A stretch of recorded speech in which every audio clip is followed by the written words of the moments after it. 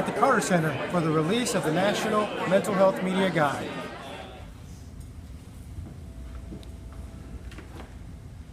Welcome to the Carter Center. It's really wonderful to have you here today, and this is an exciting day because we're going to launch the Media Guide. I've talked about it already several times today.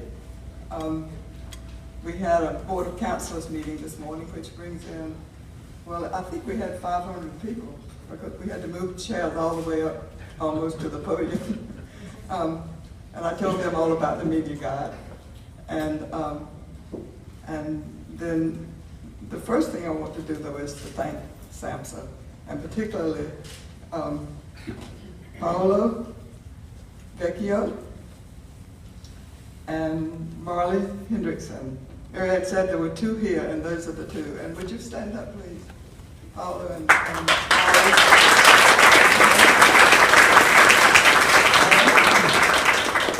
Okay, you are.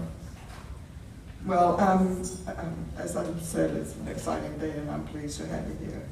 And we have been doing this for 19 years, and it started out, well, let me go back a little bit, because I have been working on stigma for almost, it might be 45 years. That is a very long time. I started when we had this huge, we had just had an expose of our huge mental health institution in Georgia. We had 12,000 people in a place that was built for 3,000.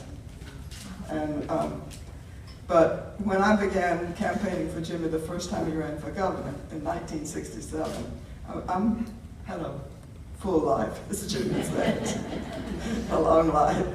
And the Community Mental Health Centers Act had been passed, and they were moving people out of the institution before there were any facilities there. The Community Mental Health Centers had not been established. And so every single day that I campaigned, and it was the first time I had ever done that, and we had, Jimmy got in late in the race because our leading candidate had dropped out with a heart attack.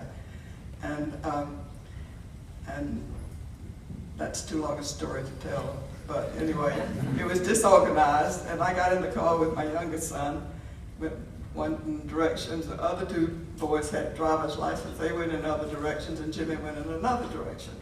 And so one day I was campaigning in Swainsboro, Georgia, and I had just been giving out brochures that morning at Cotton Mill in Atlanta. And I was standing, it's a good time to campaign because you got the shift coming out and the shift going on. And I was standing there before anybody came out. And finally this little woman came out, and she had a dark outfit on, sweater, and cotton lit all over. And I said, I hope you're going to be able to go home and get some sleep. And she said, I hope so too, but I have a mentally ill daughter at home. And my husband, Sarah, does not provide the care for her that we like for her to have. So he works in the daytime, I'm with her, and I work at night while he's at home with her. And so I've been hearing things like this so much. And so I was in Camp Swainsboro, Georgia, passing out brochures. Heard that Jimmy was going to be there that night. And so I got in the back of the line, and he didn't, of course he didn't know I was there. It was a big crowd because it was close to the election. So when I came up, he took my hand before he looked at me, because when I've been in a lot of receptions, and you have too, I know, and you're talking to somebody and then you reach for the next person. So he reached for my hand and he said, what are you doing here? I said, I came to see what you're going to do about mental health, helping people with mental illnesses when you're governor of Georgia. He said, we're going to have the best program in the country, and I'm going to put you in charge of it. The press heard that. And it was in the paper the next day. And all of the advocates in Atlanta descended on me. All 5 of them. That was literally true, but that's how I got involved. And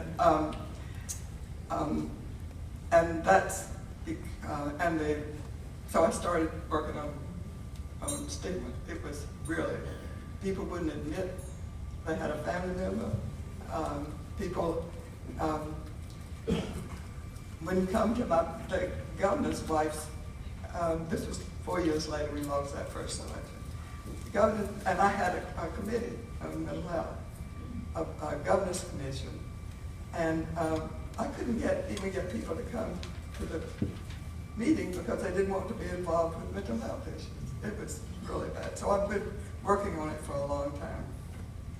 And so one day, that must have been 19 or 20 years ago, we were having just a session on what can we do, what more can we do to try to stop stigma. And John Gates is here today, and he said, why don't we just educate the press about the issues, because the media has such an impact on what people think about the issues. And that's how we got started. And today it is so exciting to see what's happened over the 19 years. And as Marianne said, the journalism program, actually the journalism program and our expertise, we can say that working with this many years with journalists, has gained international favor. And we just put in, I think Rebecca was in a meeting, a national meeting in California a few months ago, and we've gotten all kinds of response from people that want the program, even people from the European countries. It's not just the smaller countries that want to replicate this program, so that's really exciting to us.